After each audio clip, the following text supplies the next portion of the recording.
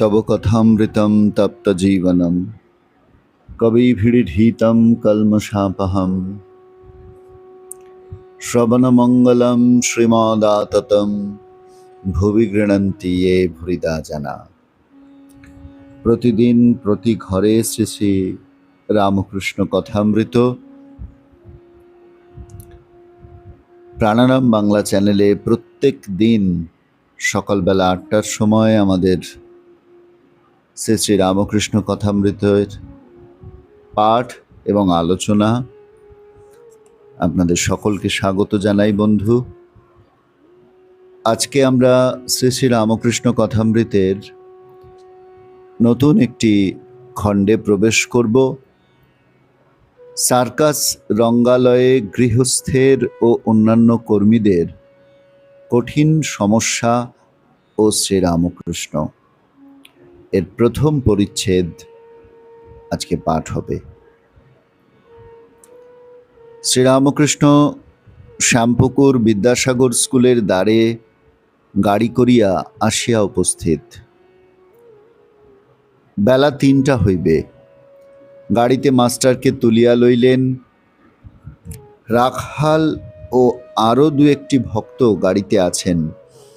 आज बुधवार 15 नवेम्बर 1882 ख्रीष्टाब्द कार्तिक शुक्ला पंचमी। गाड़ी क्रमे चितपुर रास्ता दिया गड़ेर माठेर दिके जाइतेছে। श्रीरामकृष्ण आनंदमय मातालेर न्याय। गाड़ीर एकबार एधार एकबार ओधार मुख बाड़ाइया बालकेर न्याय देखितेছেন और पथिकदेर उद्देश्ये भक्तदेर संगे कथा कहितेছেন। मास्टर के बलितेছেন, देखो सब लोक देखछि निम्न दृष्टि, पेटेर जन्य सब जाच्छे, ईश्वरेर दिके दृष्टि नाई। श्रीरामकृष्ण आज गड़ेर माठे उइलसनेर सार्कास देखिते जाइतेছেন। माठे पौঁছিয়া टिकिट केना हইल 8 आनार अर्थात शेष श्रेणीर टिकिट। भक्तेरा ठाकुरके लइया उच्चस्थाने उठिया एक बेंचिर उपरे बसिलेन। ठाकुर आनंदे बलितेছেন, बाह, एखान थेके बेश देखा जाय। रंगस्थले नानारूप खेला अनेकक्षण धरिया देखा हইल। गोलाकार रास्ताय घोड़ा दौड़ितेছে। घोड़ार पृष्ठे एक पाये बिबी दाड़ाइया, आबार माझे माझे सामने बड़ बड़ लोहार रिंग। रिंगेर काछे आसिया घोड़ा जखन रिंगेर नीचे दौड़ितेছে, बिबी घोड़ार पृष्ठ हইতে लम्फ दिया रिंगेर मध्य दिया पुनराय घोड़ार पृष्ठे आबार एक पाये दाड़ाइया घोड़ा पुनः पुनः बन बन करिया ओई गोलाकार पथे दौड़ाइते लागिल। बिबिओ आबार ओइरूप पृष्ठे दाड़ाइया। सार्कास समाप्त हইल। ठाकुर भक्त संगे नामिया आसिया मयदाने गाड़ीर काछे आसिलेन। शीत पड़ियाছে, गाये सबुज बनात दिया माठे दाड़ाइया कथा कहितेছেন। काछे भक्तेरा दाड़ाइया आছেন। एकजन भक्तेर हाथे बेटुआटी मशलार छोटो थलेटी रहियाছে। ताहाते मशला विशेषत काबाब चिनी आछे। श्री रामकृष्ण मास्टर के बलितेছেন, देखले बिबी केमन एक पाये घोड़ार ऊपर दाड़िये आछे और घोड़ा बन बन करे दौड़ुच्छे। कत कठिन, अनेक दिन धरे अभ्यास करेছে, तबे तो हয়েছে। एकटू असाबधान हलेई हाथ पा भेंगे जाबे, आबार मृत्युओ होते पारे। संसार करा एइरूप कठिन। अनेक साधन भजन करले ईश्वरेर कृपाय केउ केउ पेरेছে, अधिकांश लोक पारे ना। সংসার করতে গিয়ে আরও বদ্ধ হয়ে যায়, আরও ডুবে যায়, মৃত্যু যন্ত্রণা হয়। কেউ কেউ যেমন জনকাদি অনেক তপস্যার বলে সংসার করেছিলেন। তাই সাধন ভজন খুব দরকার, তা না হলে সংসারে ঠিক থাকা যায় না। শ্রীরামকৃষ্ণ গাড়িতে উঠিলেন। গাড়ি বাগবাজারে বসুপাড়ায় বলরামের বাটির দ্বারে উপস্থিত হইল। ঠাকুর ভক্ত সঙ্গে দোতলার বৈঠকখানায় গিয়া বসিলেন। সন্ধ্যার বাতি জ্বালা হইয়াছে। ঠাকুর সার্কাসের গল্প করিতেছেন। অনেকগুলি ভক্ত সমবেত হইয়াছেন। তাহাদের সহিত ঈশ্বরীয় অনেক কথা হইতেছে। মুখে অন্য কথা কিছু নাই, কেবল ঈশ্বরীয় কথা।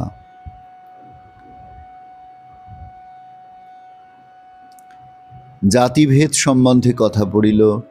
ঠাকুর বলিলেন, এক উপায়ে জাতিভেদ উঠে যেতে পারে। সে উপায় ভক্তি। ভক্তের জাতি নাই। ভক্তি হলেই দেহ, মন, আত্মা সব শুদ্ধ হয়। গৌরনীতায় হরিনাম দিতে লাগলেন আর আচণ্ডালে কোল দিলেন। ভক্তি না থাকলে ব্রাহ্মণ ব্রাহ্মণ নয়, ভক্তি থাকলে চণ্ডাল চণ্ডাল নয়। অস্পৃশ্য জাতি ভক্তি থাকলে শুদ্ধ পবিত্র হয়।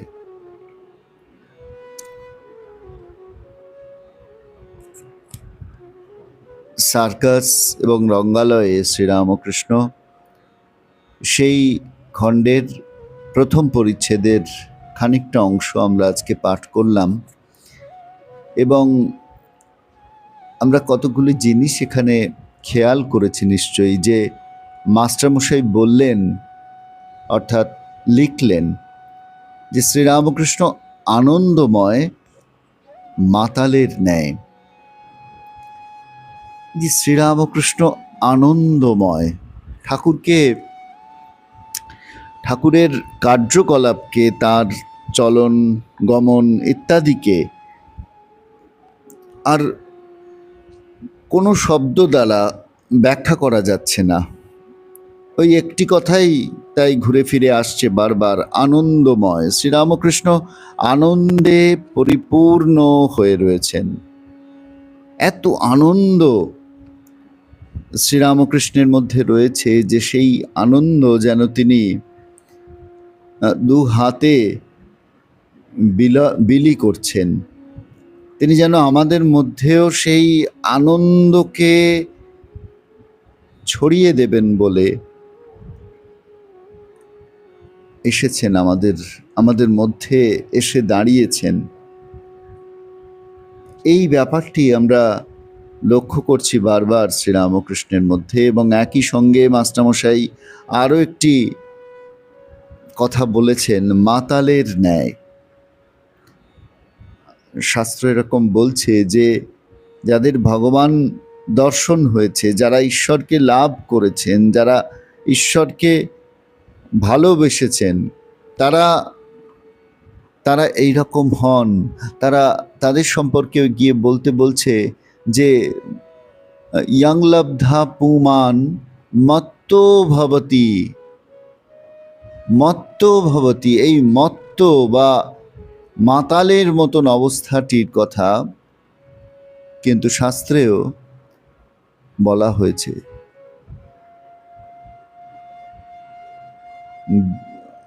শ্রীমদ্ ভাগবতে কুন্তির প্রার্থনায় আমরা একটি লক্ষ্য করি, বিপদঃ সন্তু নঃ শাশ্বতত্র তত্র জগৎগুরো ভবতো দর্শনং যৎ স্যাদ পুনর্ভবদর্শনম।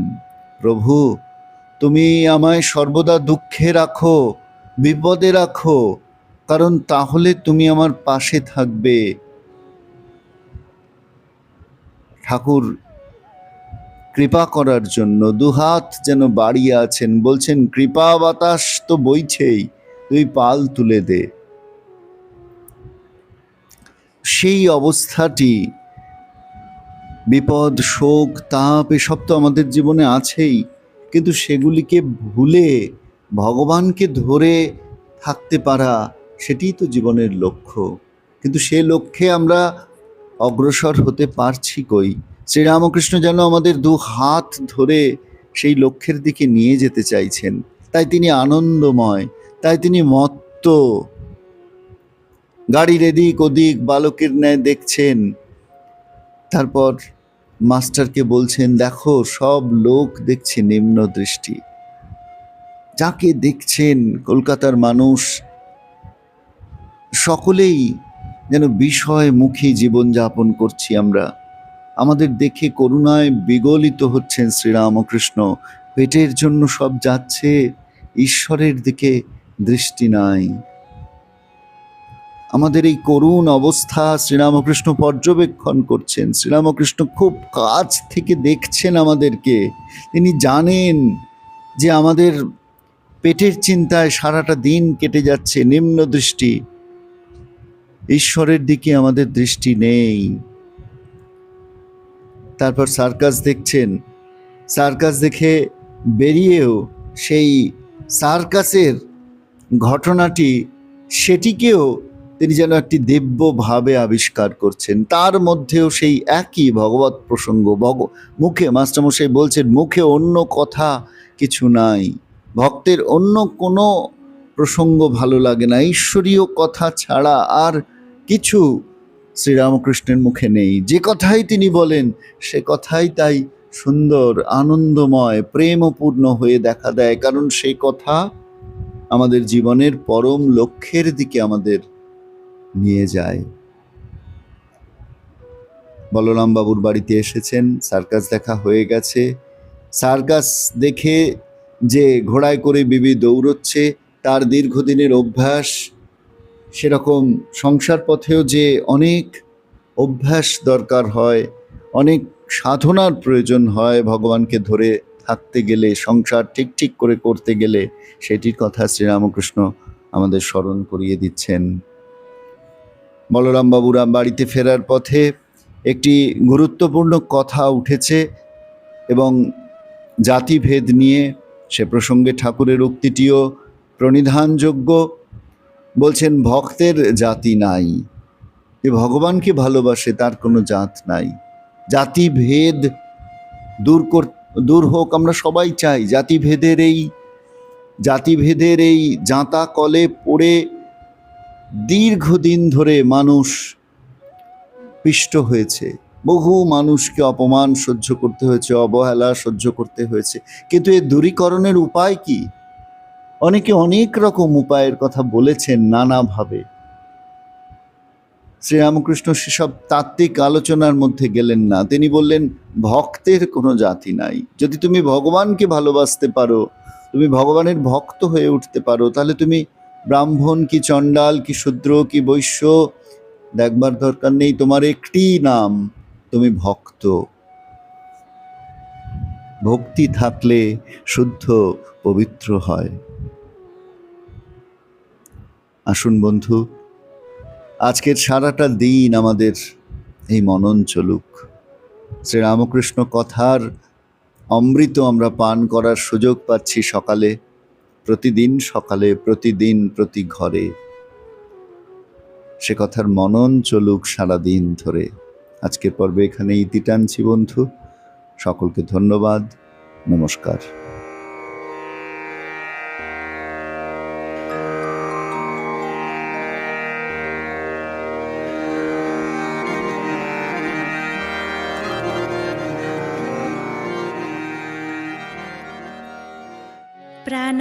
प्राणाराम प्राणाराम।